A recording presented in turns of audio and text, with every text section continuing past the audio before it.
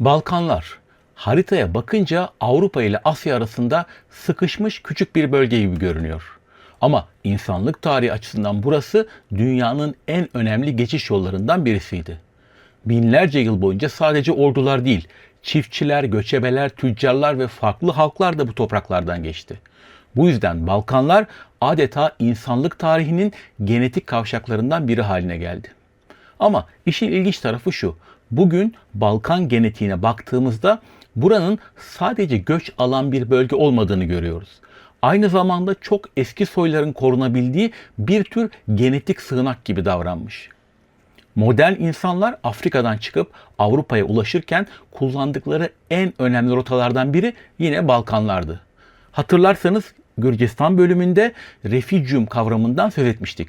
Yani insanların buzul çağının sert koşullarında hayatta kalabildiği sığınak bölgelerinden. Nasıl Batı Gürcistan yani Kolkis bölgesi önemli bir refügyum alanıysa Balkanlar da son buzul çağı sonrasında insanların hayata tutunabildiği başlıca bölgelerden birisiydi. Bazı topluluklar burada binlerce yıl boyunca yaşamayı sürdürdü. Yani Balkanların hikayesi aslında iki farklı sürecin birleşimi gibi. Bir yanda sürekli göç alan büyük bir geçiş koridoru. Diğer yanda çok eski soyların korunabildiği bir sığınak. Neolitik dönemde Anadolu ve Levant'tan gelen ilk çiftçiler Avrupa'ya yine Balkanlar üzerinden yayıldı. Sonra Tunç Çağı göçleri geldi. Hint-Avrupa göçleri, Roma dönemi, Slav göçleri, Hunlar, Avarlar ve Osmanlı dönemi. Her dalga bölgede bir iz bıraktı. Ama hiçbirisi kendinden önceki genetik mirası tamamen silmedi. İşte bu yüzden bugün Balkan halklarının genetik yapısı oldukça karmaşık gözüküyor. Balkanlarda özellikle 3 büyük baba soyu yani Y-DNA haplogrubu dikkat çekiyor. I2, R1A ve E1B1B. Bu harfler ve rakamlar size karışık geliyorsa kanalımdaki genetik serisi videolarımın ilk bölümlerine göz atabilirsiniz. Bu bölümde temel kavramları tekrar anlatmak yerine büyük resmi anlamaya odaklanacağız. Y-DNA haplogrubu I2 Avrupa'nın eski avcı toplayıcı topluluklarıyla ilişkilendiriliyor. Bugün özellikle Balkanlar ve Doğu Avrupa'da yaygın. Adriyatik çevresinde ise oldukça yüksek oranlara ulaşabiliyor. R1A hattı ise çoğunlukla step yani bozkır kökenli göçlerle bağlantılı görülüyor. Özellikle Slav dilli toplulukların yayılmasıyla birlikte Balkanlarda daha görünür hale geliyor. E1B1B hattı da genellikle Anadolu ve Yakın Doğu üzerinden gelen ilk çiftçi topluluklarıyla ilişkilendiriliyor. Ama burada önemli bir ayrıntı var. E1B1B'nin çok eski kökeninin muhtemelen Afrika'ya dayanması bu soy hattının Balkanlara doğrudan Afrika'dan geldiği anlamına gelmiyor. Bilim insanlarının asıl sorduğu soru şu: bu soy hatları Balkanlara hangi göçlerle ve hangi insan topluluklarıyla ulaştı? Bugünkü verilere göre en güçlü senaryo şöyle görünüyor. Bu hat önce Yakın Doğu'ya yayıldı, ardından Anadolu ve Ege üzerinden Balkanlara ulaştı. Özellikle Neolitik dönemde yani tarımın yayılması sırasında bölgede güç kazandı. Yani mesele sadece ilk çıkış noktası neresi sorusu değil. Asıl mesele bu soy hatlarının Balkanlara hangi insanları taşıdığı. Şimdi tam da burada çok önemli bir tartışma karşımıza çıkıyor. Tarım Balkanlara sadece bir fikir olarak mı geldi? Yoksa tarım yapan çiftçilerin göçüyle birlikte yani çiftçiler mi getirdi? Bugün antik DNA çalışmaları Anadolu kökenli çiftçilerin Balkanlara gerçekten göç ettiğini gösteriyor. Ama bölgedeki yerel avcı toplayıcı topluluklar da tamamen ortadan kaybolmadı. Zamanla gelen Anadolu çiftçilerle karıştılar ve bugünkü genetik tablo ortaya çıktı. Aslında Balkan tarihi boyunca tekrar eden temel soru hep aynı. Göç eden kültürler mi yoksa insanlar mı? Ve bu konunun işte en önemli örneklerinden biri de Arnavutlar. Çünkü Arnavutların genetik yapısı, Balkanlardaki tarihsel sürekliliği, eski yerel soyların nasıl korunduğunu ve sonraki göçlerin bölgeyi ne kadar değiştirdiğini anlamamız için oldukça önemli ipuçları veriyor. Balkanların genetik haritasını anlayabilmek için hikayeyi yeniden buzul çağına kadar geriye sarmamız gerekiyor. Çünkü bugün bölgede gördüğümüz bazı genetik izler aslında on binlerce yıl önce hayatta kalmayı başaran küçük insan topluluklarının mirası. Eski avcı toplayıcılar, ilk çiftçiler, Tunç Çağı göçleri, bugünkü Balkan halklarının genetik yapısı işte bu farklı katmanların üst üste birikmesiyle oluştu. Ve Arnavutlar bu eski katmanların izlerini birlikte taşıyan en dikkat çekici topluluklardan birisi. Son buzul çağı sırasında Avrupa'nın büyük bölümünde yaşamak çok zordu.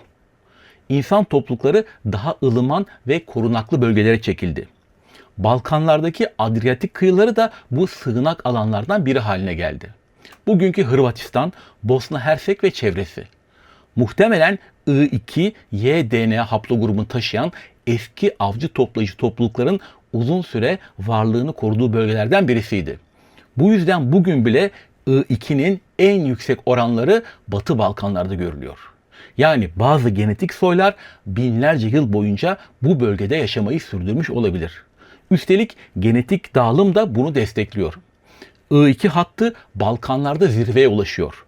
Batı Avrupa'ya doğru gidildikçe ise belirgin biçimde azalıyor ya da seyreliyor.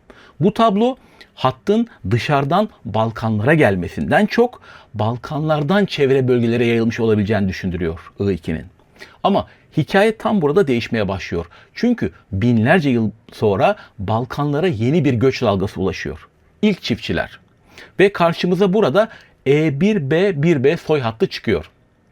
Onun daha genç alt kollarından biri olan EV13 Balkanlarda dikkat çekici bir yaygınlığa sahip.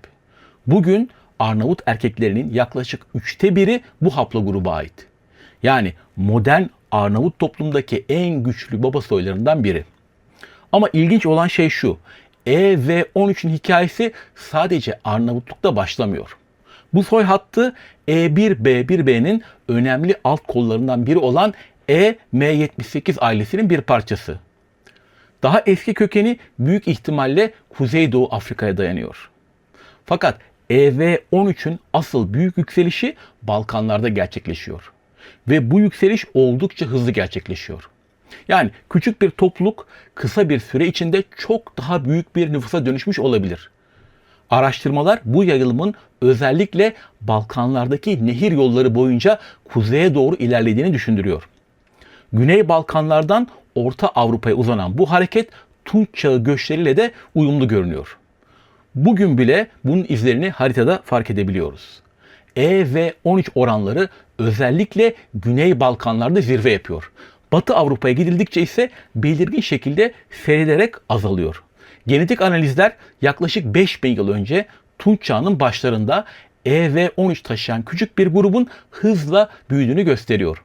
Bilim insanlarının star-like expansion dediği yıldız biçimli genetik yapı da genellikle böyle hızlı nüfus artışlarında ortaya çıkıyor.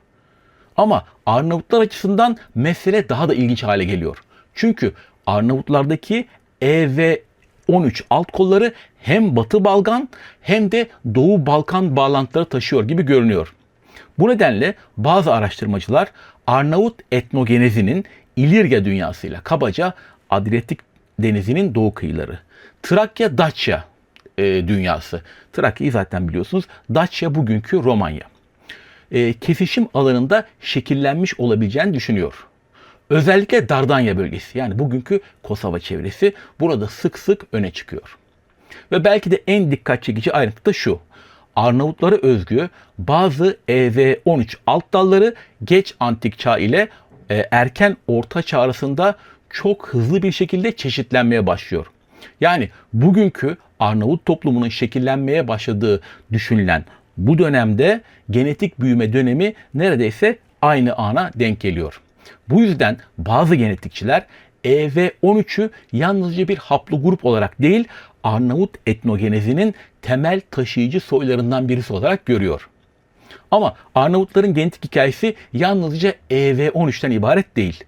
Diğer bir önemli hat ise J2B-L283. Bu hat günümüz Arnavutlarında yaklaşık %17 oranında görünüyor. Birçok araştırmacı bunu antik Batı Balkan, yani klasik terminolojiyle İliryalı katmanı ile ilişkilendiriyor. Bunun yanında bazı R1B alt kolları da Arnavutça konuşulan bölgelerde güçlü bir varlık gösteriyor. Toplam oranları yaklaşık %15 civarında. Üstelik Arnavutça konuşulan coğrafyada oldukça homojen dağılmaları da dikkat çekici. Örneğin R1B PF 75-62 yaklaşık %3 seviyesinde olmasına rağmen bazı araştırmacılar tarafından Tunç Çağı Hint-Avrupa hareketlerinin eski bir kalıntısı olarak değerlendiriliyor. Yani Balkanlardaki Tunç Çağı etkileri tamamen kaybolmuş değil. Mitokondriyal DNA çalışmalarına baktığımızda ise Arnavutların anne soylarının genel Avrupa çeşitliliğiyle büyük ölçüde örtüştüğünü görüyoruz. Bu da Arnavutların genetik açıdan Avrupa'dan izole bir topluluk olmadığını gösteriyor. Bütün tabloya, büyük resme baktığımızda karşımızda tek bir saf halk görüntüsü çıkmıyor. Daha çok farklı Paleo-Balkan topluluklarının yüzyıllar boyunca birleşmesiyle oluşmuş güçlü bir çekirdek nüfus görüyoruz. Burada önemli bir noktayı tekrar hatırlamak gerekiyor. Dil ile genetik her zaman aynı hikayeyi anlatmıyor. Çünkü Arnavutça Hint-Avrupa dil ailesi içinde oldukça özgün ve izole bir dal olarak kabul ediliyor. Ama Arnavutların genetik yapısı diğer Balkan ve Güney Avrupa toplumlarıyla büyük ölçüde ortak bir geçmiş paylaşıyor. Şimdi işin belki de en tartışmalı kısmına geliyoruz. Arnavutlar gerçekten antik Balkan halklarının devamı mı? Eskiden bu soru daha çok tarih, dil ve arkeoloji üzerinden tartışılıyordu. Ama artık elimizde antik DNA çalışmaları var. Ve genetik veriler oldukça dikkat çekici bir tabloyu ortaya koyuyor. Çünkü modern Arnavutlar Balkanlardaki geç Tunç Çağı ve Demir Çağ topluluklarıyla güçlü bir genetik süreklilik gösteriyor. Araştırmalara göre günümüz Arnavutlarının genetik temelinin yaklaşık %68 ila %84'ü antik Batı Balkan topluluklarına dayanıyor. Bu süreklilik hem genom analizlerinde hem de anne baba soylarında görülebiliyor. Özellikle baba soylarında durum daha net. Bugünkü Arnavut erkeklerinin önemli bölümü Paleo-Balkan soylarıyla bağlantı gösteriyor. Burada özellikle demin bahsettiğim EV13, J2B, L283 ve bazı R1B alt kolları öne çıkıyor. Bu da önemli bir ayrıntı. Çünkü Balkanlarda Roma sonrası dönemde çok büyük nüfus hareketleri yaşandı. Özellikle Slav göçleri bölgenin genetik yapısını ciddi bir şekilde değiştirdi. Ama Arnavutlarda Doğu Avrupa Slav bağlantılı genetik katkı birçok komşu Balkan toplumuna göre daha düşük kaldı. Bu oran genelde %10 ila %20 civarında. Yani Arnavutların ataları büyük göçler döneminde yerel genetik çekirdeğini önemli bir şekilde korudu. Ama burada daha ilginç bir nokta var. Bugünkü milyonlarca Arnavut'un atası aslında bir dönem oldukça küçük bir topluluk olabilir. Genetik analizler Proto-Arnavut nüfusunun yaklaşık milattan sonra 200 ila 800 yıllar arasında hızlı bir büyüme yaşadığını gösteriyor. EV13, J2B ve bazı R1B alt kollarındaki aniden çeşitlenme bunu destekliyor.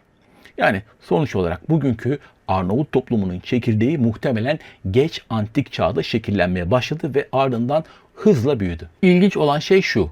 Bugün kuzeyde yaşayan Gegler ile güneyde yaşayan Tosklar büyük ölçüde bu çekirdek nüfusun devamı gibi görünüyor. Evet, lehçeler farklı, kültürel farklılıklar da var ama genetik olarak birbirlerine hala oldukça yakınlar. Modern genetik haritalarda bu iki grup, Arnavut grubu, Gegler ve Tosklar büyük ölçüde aynı kümeye düşüyor.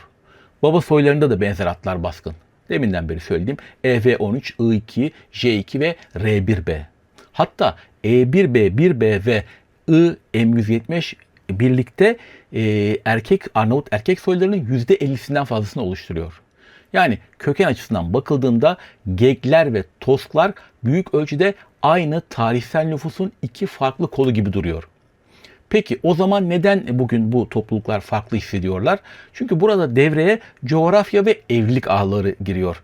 İşkomi Nehri, Arnavutluk'ta kuzeydeki Geg lehçesi ile güneydeki Tosk lehçesi arasında doğal bir sınır olarak kabul ediliyor. Yüzyıllar boyunca nehrin kuzeyindeki Geg toplulukları ile güneydeki Tosk toplulukları çoğunlukla kendi bölgeleri içinde evlilik yaptı. Bu durum zamanla iki ayrı yerel genetik ağın oluşmasına sebep oldu. Özellikle kuzeydeki Geg toplulukları biraz daha izole bir yapı gösteriyor. Tosklar ise tarih boyunca Güney Balkan dünyasıyla daha açık bağlantılar kurmuş gibi görünüyor. Araştırmalar Geglerde genetik çeşitliliğin Tosklara göre biraz daha düşük olduğunu gösteriyor. Bu da daha kapalı evlilik ağlarına sahip olmalarından kaynaklanıyor. Tosklarda genetik çeşitlilik oldukça yüksek ve rastgele iki kişinin, yani herhangi bir iki toskun aynı profile sahip olma ihtimali yaklaşık %0,30 civarında. Geklerde ise bu oran %1,75'e kadar çıkabiliyor. Bu çok büyük bir rakam. Ama sonuç olarak büyük resim değişmiyor. İki grupta ortak bir Proto-Arnavut çekirdeğinin devamı gibi görünüyor. Bununla birlikte Arnavutların genetik yapısı diğer Balkan ve Güney Avrupa toplumlarından tamamen kopuk değil. Bunun nedeni de basit. Balkanlarda yaşayan toplumlar binlerce yıl boyunca sürekli temas halindeydi. İnsanlar karıştı, evlilikler oldu, nüfuslar iç içe geçti. Özellikle Roma İmparatorluğu döneminde Balkanlar son derece kozmopolit bir bölgeydi. Askerler, tüccarlar, kolonistler ve devlet görevlileri imparatorluğun farklı bölgelerinden Balkanlara taşınıyordu. Bunun genetik izleri bugün hala görülebiliyor. Araştırmalar modern Arnavutlarda yaklaşık %16 ila %32 arasında Anadolu bağlantılı genetik katkı olduğunu gösteriyor. Özellikle Roma dönemi Batı Anadolu profiline sahip bazı bireylerde modern Arnavutlar arasında dikkat çekici genetik benzerlikler bulunmuş durumda. Yani diller farklı kalabildi ama insanların genetik hikayeleri zamanla birbirine yaklaşmaya devam etti. Belki de Arnavut genetiğini ilginç yapan şeylerden biri de bu. Dilsel izolasyon, yani Arnavutçanın oluşumu ile genetik sürekliliğin aynı toplum içinde birlikte var olabilmesi. Şimdi Balkan tarihindeki en önemli dönüm noktalarından birine geliyoruz. Slav göçleri. Çünkü milattan sonra 6. ila 8. yüzyıllar arasında Slavların gelişiyle Balkanların demografik yapısı büyük ölçüde değişiyor. Bugünkü Sırplar, Hırvatlar, Bulgarlar ve birçok Balkan toplumunda bu göçlerin genetik izleri oldukça güçlü bir şekilde görülebiliyor. Ama Arnavutlara baktığımızda tablo biraz farklı. Çünkü Arnavutlar komşularına kıyasla daha düşük Slav bağlantılı genetik etki taşıyor. Sırplar, Bulgarlar, Hırvatlar, Bosnalılar, Rumenler de Slav etkisi kabaca %40 ila %60 arasında değişiyor. Modern DNA analizlerine göre Arnavutlardaki Doğu Avrupa Slav bağlantılı katkı ise sadece %10 ila 20 civarında, yani çok daha az. Bazı bölgelerde Arnavutluğun bazı bölgelerinde bu oran biraz daha yüksek olsa da birçok komşu Balkan toplumundan belirgin şekilde daha düşük. Örneğin Slav etkisi Kuzey Arnavutluk ve Karadağ sınırında yaklaşık %14 ila 28. Kosova'da ve Kuzeydoğu Geg bölgesinde yaklaşık %16 ila %30. Ohri Gölü çevresinde yaklaşık %16 ila 32 seviyesine çıkabiliyor. Bazı bireyler tabii tamamen kişisel olarak %46'ya kadar ulaşabiliyor ama bu durumda fazla kişi yok. Yani Balkanların geri kalanının aksine Slav göçleri Arnavut gen havuzunu tamamen dönüştürmüyor. Peki neden? Burada en önemli faktörlerden biri coğrafya gibi görünüyor. Proto-Arnavut topluluklarının uzun süre dağlık ve görece izole bölgelerde yaşadığı düşünülüyor. Özellikle Kuzey Arnavutluk, Mirdita, Dibra, Mat bölgesi, Güneybatı Kosova ve Kuzey Makedonya'nın bazı bölümleri bu açıdan kritik önemde. Bu bölgeler adeta doğal bir sığınak gibi davranmış olabilir. Slav toplulukları ise daha çok ovalar ve büyük yerleşim alanları boyunca yayılırken küçük Proto-Arnavut toplulukları dağlık bölgelerde varlığını korumuş gibi görünüyor. İlginç olan şey şu: erken Orta Çağ'a ait bazı Arnavut örneklerinde Slav bağlantılı genetik katkı oldukça düşük görülüyor. Bu bireyler hala büyük ölçüde eski Batı Balkan Roma genetik profilini taşıyor. Üstelik Slav etkisi kadın ve erkek soylarında tamamen aynı görünmüyor. Slav bağlantılı baba soyları Arnavut erkeklerinde en çok %19 seviyesinde görülüyor. Anne soylarında ise bu oran %16 civarında.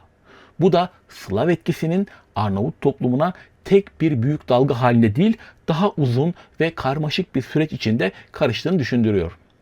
Tabi burada önemli bir kavram devreye giriyor. Eski programları seyredenler bilirler. Genetik sürüklenme diyoruz buna. Önceki programlarda da dile getirdiğim gibi bazen küçük ve izole topluluklar bazı soy hatlarını tamamen tesadüfi biçimde çok baskın hale getirebiliyorlar. Yani genetik tarihi sadece kim geldi sorusunun cevabı değil. Kim uzun süre izole kaldı, yani yalnız yaşadı? Bu durum Balkanlarda oldukça önemli. Özellikle bazı Arnavut ve Batı Balkan topluluklarında belirli haplogrupların çok yüksek oranlara ulaşmasının sebeplerinden biri de bu. Örneğin Bosna Hersek'te P37 haplogrubunun çok yüksek seviyelere ulaşması sadece göçlerle değil, küçük nüfusların uzun süre izole kalmasıyla da açıklanıyor. Benzer bir durum bazı Arnavut ve Kosovalı topluluklarda görülüyor. Peki bütün bunların sonunda Arnavutlar diğer Balkan halklarından tamamen farklı mı görünüyor? Aslında hayır. Modern DNA analizleri Arnavutların genel olarak diğer Güneydoğu Avrupa toplumlarına genetik açıdan oldukça yakın olduğunu gösteriyor. Yani Arnavutça çok özgün ve izole bir dil olabilir. Ama Arnavutlar genetik açıdan Avrupa'dan kopuk bir ada da değil. Tam tersine Balkanların ortak genetik mirasını büyük ölçüde paylaşan bir toplum. Ve belki de Arnavutları ilginç yapan şey de burada ortaya çıkıyor. Onları farklı kılan şey tamamen ayrı bir genetik kökene sahip olmaları değil. Balkanlardaki büyük göçlere rağmen eski Batı Balkan mirasını güçlü biçimde koruyabilmiş olmaları. Peki Arnavutların genetik yapısı Balkanlardaki komşularına ne kadar benziyor? Deminden beri dil ve tarihin farklı hikayeler anlattığını söylemiştik. Ama DNA başka bir tabloyu da gösterebiliyor. Örneğin Arnavutlar ve Yunanlar. Dil açısından bakıldığında Arnavutça ve Yunanca Hint-Avrupa dil ailesinin en sıradışı ve en özgün kolları arasında görülüyor. Ama genetik tarafta iki toplum arasında dikkat çekici bir yakınlık da var. Modern DNA analizleri Arnavutlar ve Yunanlar arasında güçlü genetik benzerlikler bulunduğunu gösteriyor. Bunun nedeni büyük ihtimalle binlerce yıllık ortak Balkan geçmişi ve Orta Çağ boyunca Güney Balkanlardaki yoğun nüfus hareketleri. Baba soylarında ortak katmanlar dikkat çekici. Bazı Tunç ve Demir Çağı bağlantılı soyadları hem Antik Yunan hem de Antik Arnavut örneklerinde görülebiliyor. Anne soylarında da ortak Balkan mirası oldukça belirgin.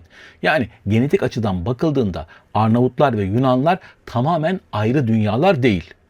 Ama Balkanlardaki en ilginç örneklerden biri belki de Kosovalılar. Genetik analizde Kosovalılar Sırplar, Hırvatlar ve Boşnaklardan bir miktar ayrışırken Güney Avrupalılara ve özellikle Yunanlara daha yakın görünüyorlar.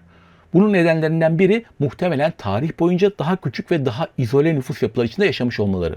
Özellikle geleneksel aşiret yapıları ve uzun süre devam eden kapalı evlilik ağları bazı genetik özelliklerin daha baskın hale gelmesine yol açmış olabilir. Araştırmalar Kosovalıların geçmişte daha küçük ve daha izole bir nüfus yapısından geçtiğini düşünüyor. Bu durum bazı genetik çeşitliliklerin güçlenmesine, bazı karışım izlerinin ise zamanla zayıflamasına sebep olmuş olabilir. Ve yine dikkat çekici bir ayrıntı var. Kosovalılar çoğunlukla Müslüman olmasına rağmen genetik veriler Orta Doğu'dan büyük çaplı ekstra bir genetik akış geldiğini göstermiyor. Yani Osmanlı döneminde din değişimi yaşanmış olsa da bu büyük çaplı bir nüfus değişimi anlamına gelmiyor. Başka bir deyişle kültürel dönüşüm ile genetik dönüşüm burada aynı şekilde paralel ilerlememiş. Din değişmiş, dil de kısmen değişmiş ama genetik değişim gerçekleşmemiş. Peki Balkanların geri kalanı? Çünkü Arnavutların genetik yapısını gerçekten anlayabilmek için komşu halklarla karşılaştırmak gerekiyor. Örneğin Sırbistan ve Karadağ'da en yaygın baba soy hatlarından birisi I2A. Sırbistan'da yaklaşık %38,5. Karadağ'da yaklaşık %29,2. Bu soy hattı demin de söylediğim gibi eski Balkan avcı toplayıcı mirasla ilişkilendiriliyor. R1 hattı daha önce söylemiştim Slav göçleriyle bağlantılı görülüyor. Sırbistan'da yaklaşık %14,5, Karadağ'da yaklaşık %7,4. E1B hattı ise E1B daha doğrusu özellikle güneye indikçe güç kazanıyor. Karadağ'da yaklaşık %27, Sırbistan'da yaklaşık %17,3. Boşnaklarda ise tablo çok daha dikkat çekici. Bosna'da, Boşnaklarda P37 oranı yaklaşık %43,5 gibi olağanüstü yüksek seviyelere ulaşabiliyor. Bu durum birazdan önce söylediğim gibi büyük ihtimalle genetik sürüklenme ile bağlantılı. Yani geçmişte küçük ve görece izole bir toplulukta bulunan bazı soy hatları yani P37 burada zamanla aşırı baskın hale gelmiş olabiliyor. İlginç olan şey şu. Bu soy yani IP-32 hattı yalnızca Boşnaklarda görülmüyor. Bosnalı Sırplarda da %30,9 oranında bulunabiliyor. Bazı Hırvat topluluklarında da neredeyse aynı oranlara yakın yüksek oranlarda bulunabiliyor. Yani mesele sadece bugünkü etnik kimliklerle açıklanabilecek kadar basit değil. Aslında Bosna Savaşı'nın en trajik yönlerinden biri de burada ortaya çıkıyor. 1990'larda birbirine karşı savaşan Boşnaklar, Sırplar ve Hırvatlar genetik açıdan büyük ölçüde aynı bölgenin yerli Balkan topluluklarının torunlarıydı. Özellikle Y-DNA haplogruplarında ciddi bir örtüşme görülüyor. I2P37 yani I2A DNA hattı hem Boşnaklarda hem Bosnalı Sırplarda hem de bazı Hırvat topluluklarında oldukça yüksek. R1A Güney Slav halklarının genelinde yaygın. EV13 ise Balkanların geniş bölümünde ortak şekilde görülüyor. Yani Srebrenica'da katillerle kurbanların önemli bir kısmı biyolojik olarak birbirine oldukça yakındı. Genetik açıdan bakıldığında aynı bölgelerin hatta yakın geçmişte ortak atalar paylaşmış ailelerin torunlarıydılar. Bu aslında Balkan tarihinin en acı gerçeklerinden biri. Etnik çatışma diye anlatılan birçok savaş genetik olarak birbirine oldukça benzeyen topluluklar arasında yaşandı. Çünkü bugün kullandığımız Sırp, Boşnak ve Hırvat kimlikleri büyük ölçüde din farkları, tarihsel devlet etkileri, Osmanlı ve Avusturya Macaristan geçmişi, kültürel ayrışmalar ve dilin standartlaşma süreçleri üzerinden şekillendi. Zaten dil bilimsel açıdan Boşnakça, Sırpça ve Hırvatça büyük ölçüde karşılıklı anlaşılabilir varyantlar olarak kabul ediliyor. Kısacası Balkanlarda insanlar genetik olarak çoğu zaman birbirine düşündüğünden çok daha yakın.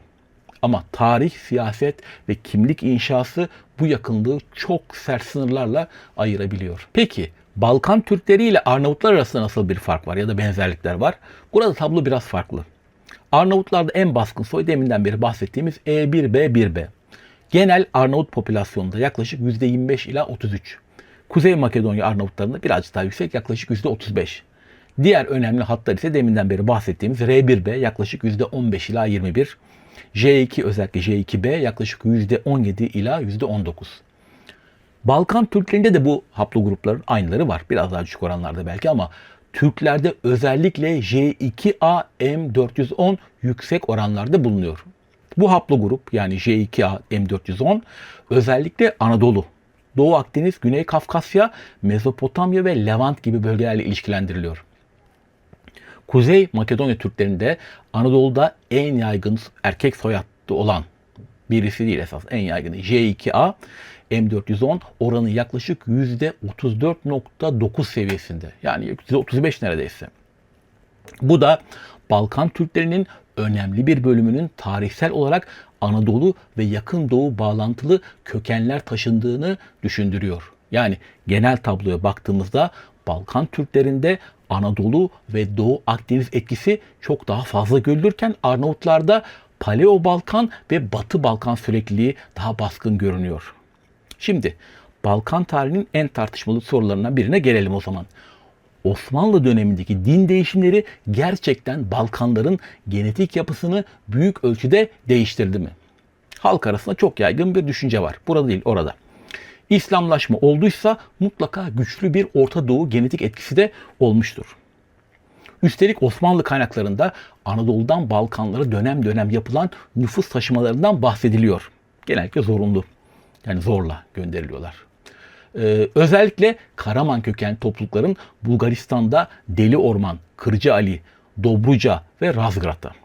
Kuzey Makedonya ve Kosova'da Manastır, Üsküp, Priştine ve Kumanova çevresine. Yunanistan'da Selanik, Tesalya, Gümülcine, İskeçe ve Mora'ya. Romanya'da ise Dobruca bölgesine yerleştirildiği biliniyor. Bu iskanlar özellikle 1. Murat, Yıldırım Beyazıt, 2. Beyazıt ve en yoğun biçimde Fatih Sultan Mehmet döneminde hız kazanıyor. Biraz önce verdiğimiz J2A M410 oranlarına baktığımızda özellikle Kuzey Makedonya Türklerinin yalnızca kültürel değil, genetik açıdan da güçlü biçimde evladı Fatihan mirası taşıdığı açık açık görülüyor. Ama işin ilginç tarafı bu. Şu, modern DNA çalışmaları Balkanların tamamı için aynı tabloyu vermiyor. Çünkü birçok bölgede din değişimi yaşansa da genetik yapı büyük ölçüde yerel Balkan halklarının devamı olarak kalmış gibi görünüyor. Araştırmalarda ana dili Türkçe olmayan Müslüman Balkan toplulukları Sırplar, Hırvatlar, Karadağlılar gibi Hristiyan Balkan halklarıyla karşılaştırılıyor. Ardından bu grupların Türkler, İranlılar, Filistinliler, Suriyeliler ve Suudiler gibi Orta Doğu toplumlarıyla da ne kadar ortak genetik segment paylaştığı inceleniyor. Sonuçlar şöyle. Boşnaklar, Kosovalılar, Arnavutlar genetik olarak hala en çok komşu Balkan halklarına yakın görülüyorlar. Müslüman Balkan toplulukları ile Orta Doğu halkları arasında ortak genetik segment sayısı ortalama yaklaşık %1,5 seviyesinde kalıyor. Buna karşılık Boşnaklar ve Kosovalılar komşu Balkan toplumlarıyla ortalama yaklaşık 7 ortak genetik segment paylaşıyor. Yani bu bahsettiklerim Türkçe konuşmayan Müslümanlardan bahsediyorum.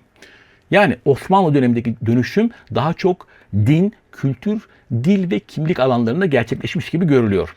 Genetik yapı ise büyük ölçüde yerel Balkan karakterini korumaya devam ediyor. Şimdi Balkanlardan biraz uzaklaşıp Güney İtalya'ya gidiyoruz. Çünkü Arnavutların genetik ve kültürel hikayesi sadece Balkanlarla sınırlı kalmadı.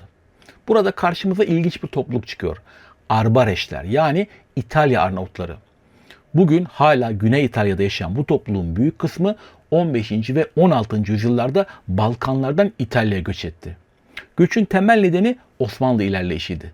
Özellikle İskender Bey liderliğinde Osmanlı'ya karşı direnen Arnavut prenslikleri İskender Bey'in 1468'deki ölümünden sonra giderek zayıfladı.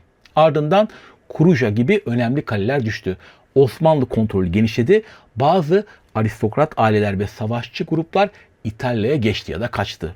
Peki İtalya'ya neden kabul edildi Arnavut topluluklar? Çünkü o dönemde Güney İtalya'daki Napoli Krallığı ile Arnavut liderler arasında zaten askeri bir ittifak vardı. Hatta İskender Bey daha önce Napoli Krallığı'na destek için İtalya'ya asker bile göndermişti.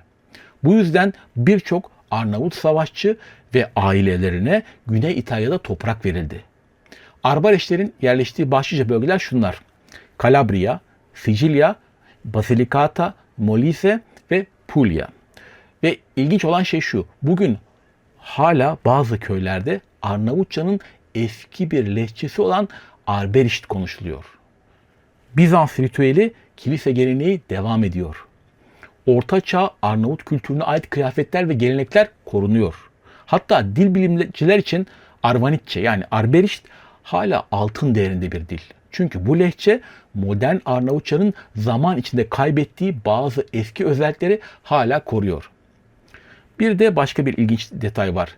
İtalya'daki birçok Arbereş topluluğu yüzyıllar boyunca kendisini İtalyan Arnavutları olarak tanımladı.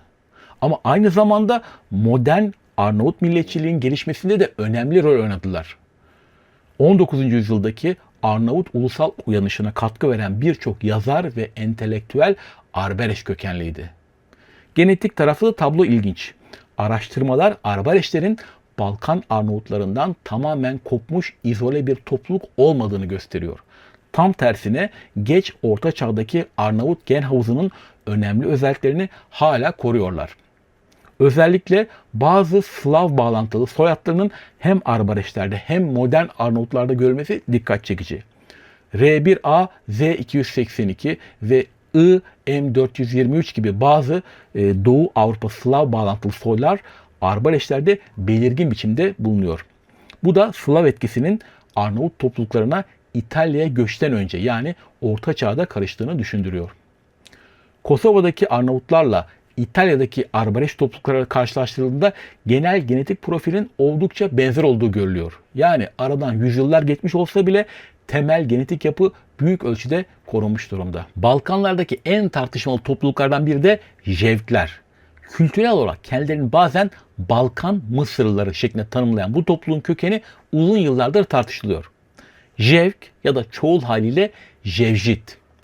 Arnavutluk'ta bazı Roman topluluklar için kullanılan tarihi bir terim. Yani Arnavut Çingeneleri.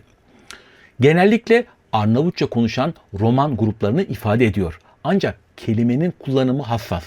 Bazı kişiler bu adı, yani Jevk adını aşağılayıcı bulurken bazı topluluklar hala kimlik olarak kullanabiliyor. Bugünkü Türkiye'deki Roman ve Çingene terimlerinin olduğu gibi. Bugünkü bilimsel veriler Roman toplulukların atalarının yaklaşık 1000 yıl önce Kuzeybatı Hindistan'dan göç ettiğini gösteriyor. Daha fazla bilgi için birkaç hafta önce yayınladığım Romanların genetik tarihi konulu videomu izlemenizi öneririm.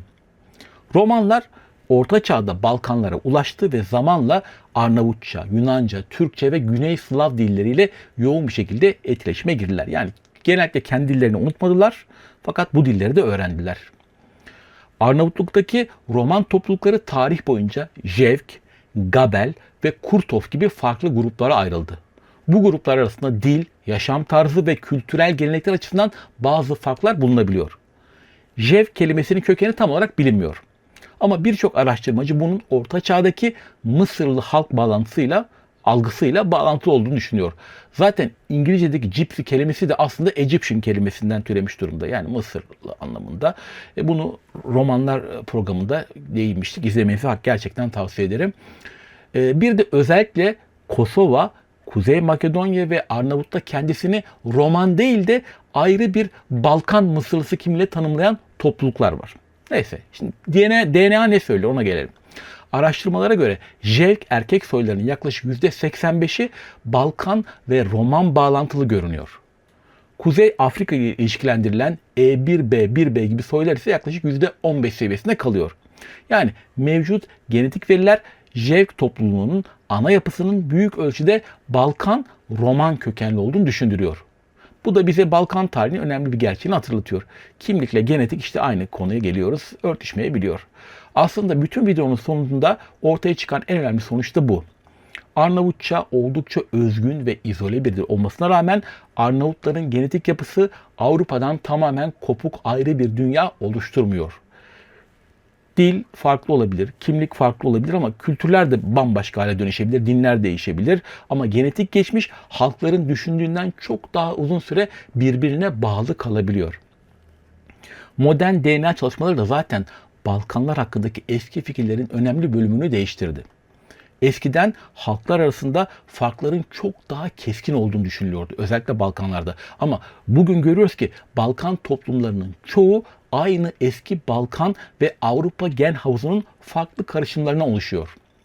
Neyse, bugünlük de bu kadar. İzlediğiniz için teşekkür ederim. Beğenip paylaşırsanız, yorumlar bölümünde görüş ve önerilerinizi yazarsanız sevinirim. Kaynak linkleri aşağıda açıklamalar bölümünde. Ancak gözümden kaçan başkalarının özellikle akademik kaynaklar biliyorsanız lütfen diğer ziyaretçilerin de değerlendirebilmesi için ekleyin. Bu video ile aramıza yeni katılan dostlarıma da küçük bir tavsiye. Anlattığım konular arasında kendimce bağlantılar kuruyorum. Bu yüzden kanalımdaki eski videoları da izlemenizi öneririm. Böylece büyük resmi, tabii varsa öyle bir şey, çok daha net görebilirsiniz. Bir sonraki programda görüşene kadar hoşça kalın.